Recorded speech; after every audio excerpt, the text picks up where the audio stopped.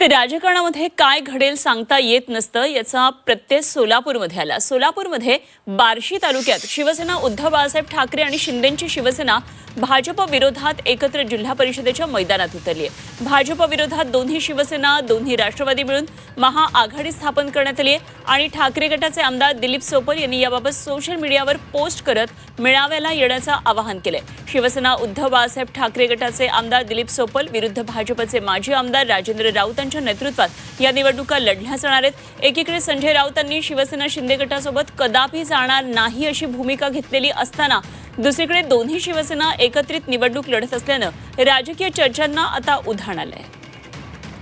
आणि या संदर्भात आणखी सविस्तर तपशील जाणून घेऊया। आमचे प्रतिनिधी अभिषेक अदेपा थेट सोलापूरमधून आपल्याबरोबर जोडले गेलेत। अभिषेक, राजकारणामध्ये काहीही सांगता येत नाही या गोष्टीचा प्रत्यय या सोलापूरमधल्या अशा प्रकारच्या एका वेगळ्या आघाडीमुळे आता पुढे येत आहे। काय नेमकं हे सगळं कॉम्बिनेशन ठरतंय?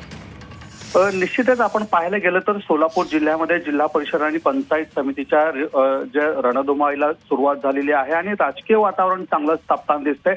आणि अशात आता बार्शीत देखील हाय व्होल्टेज ड्रामा होताना आपल्याला दिसून येत आहे। बार्शीमध्ये दोन शिवसेना या एकत्र येऊन निवडणूक लढण्याची घोषणाही केलेली आहे आणि विशेष म्हणजे दोन्ही राष्ट्रवादी देखील एकत्र आलेले आहेत आणि शिवसेना आणि राष्ट्रवादी मिळून महाआघाडी ही स्थापन करण्यात आलेली आहे।